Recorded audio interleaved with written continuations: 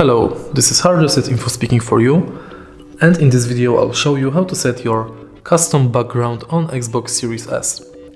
In the beginning, go to Settings.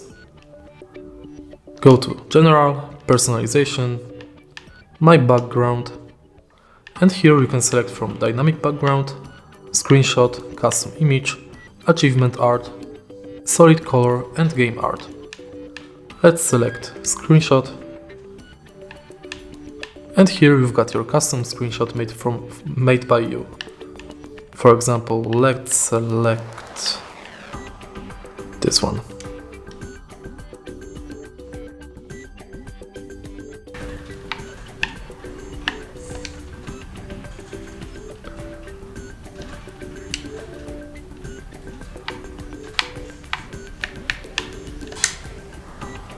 And set as background.